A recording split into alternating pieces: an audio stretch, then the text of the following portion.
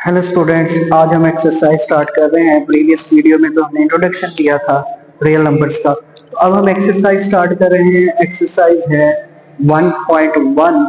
Question number 1 जो है वो एमसीक्यूज के लिए है। शॉर्ट क्वेश्चन में भी इसके चांसेस नहीं है।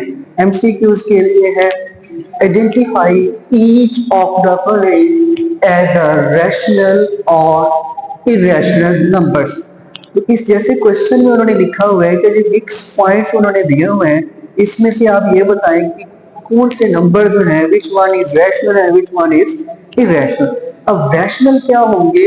रैशनल की कंडीशन में ऐसे नंबर जिन्हें हम पी ओवर क्यू की फॉर्म में लिख सकें।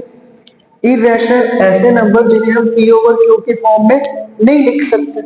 रैशनल में पी ओवर क्यू की फॉर्म प्लस एक तो पी ओवर क्यू की फॉर्म हो, सेकंड इसमें टर्मिनेटिंग हो। टर्मिनेटिंग मीन जिसकी लास्ट वाली वैल्यू का हमें पता हो, या एक और कंडीशन हो सकती है फर्दर थर्ड कंडीशन, वो ये हो सकती है कि रेकरिंग हो। रेकरिंग मीन रिपीटिंग वैल्यूज, एक जैसी वैल्यूज रिपीट हो रही हो और लास्ट वाली वैल्यू कंफर्म हो तब भी ठीक है, ना कंफर्म हो तब भी ठीक है, लेकिन वो रिपीट हो रही वैल्यूज। और एक कंडीशन इसमें और आ जाती है फोर्थ, वो है पैटर्न्स।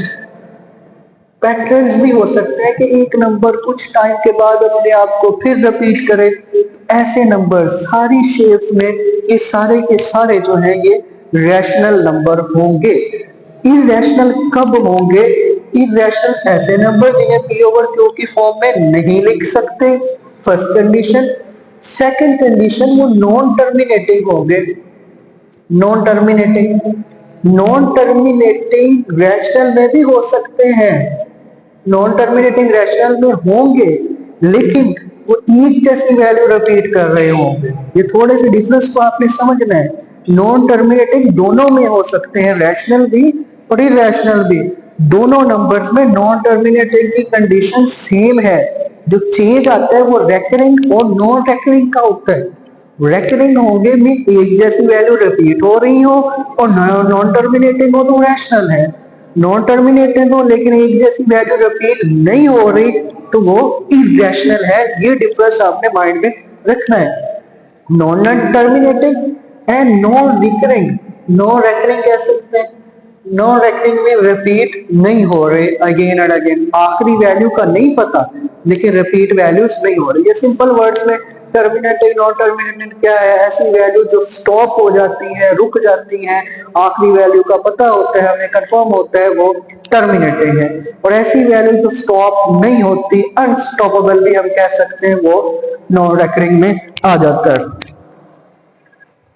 ठीक है जी, वो नंबर जो है नॉन रेकरिंग में आ जाएंगे। अब इसमें फर्स्ट पॉइंट है 2.353535। अब इसमें क्या पॉइंट है? एक तो ये टर्मिनेटिंग है, लास्ट वाली वैल्यू रुक गई है। जैसे ही लास्ट वाली वैल्यू का हमें कंफर्म है भी डॉट डॉट नहीं है, कंटिन्यू नहीं है, तो ये रैशनल नंबर है।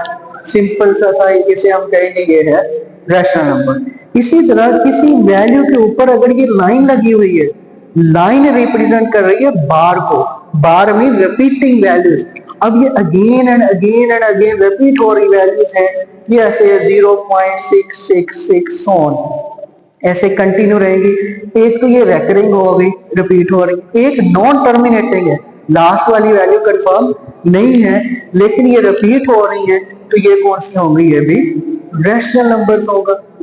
इसी तरह फर्दर पॉइंट नंबर 3 है 2.2323।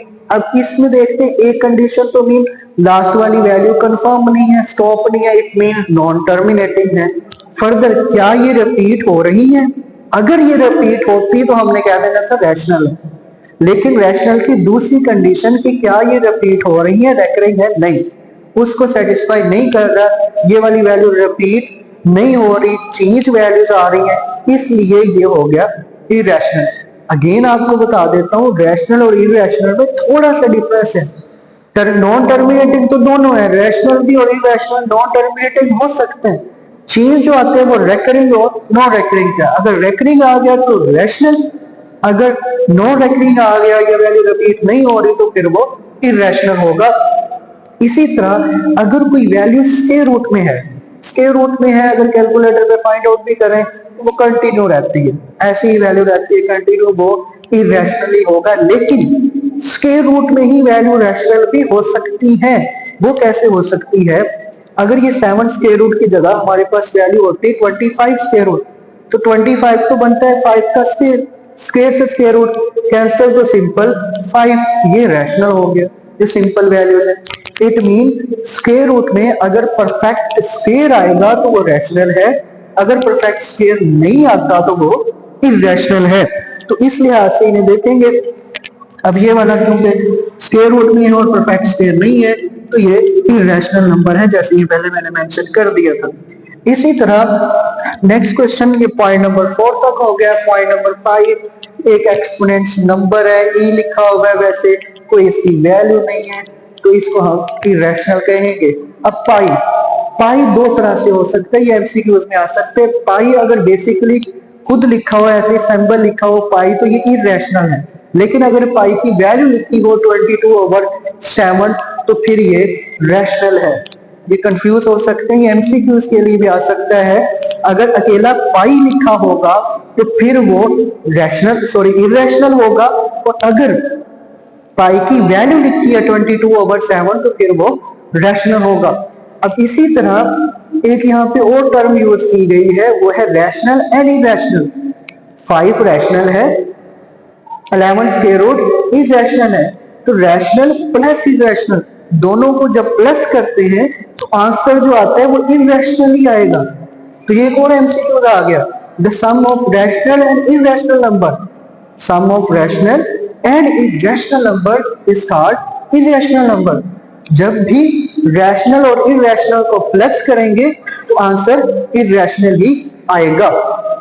7 वाला पॉइंट इरेशनल। इसी तरह पॉइंट नंबर 8 है, अब इसमें दोनों ही इरेशनल है, 3 स्क्वायर रूट भी और 13 स्क्वायर रूट दोनों इरेशनल है, तो फिर भी ये इरेशनल ही आएगा।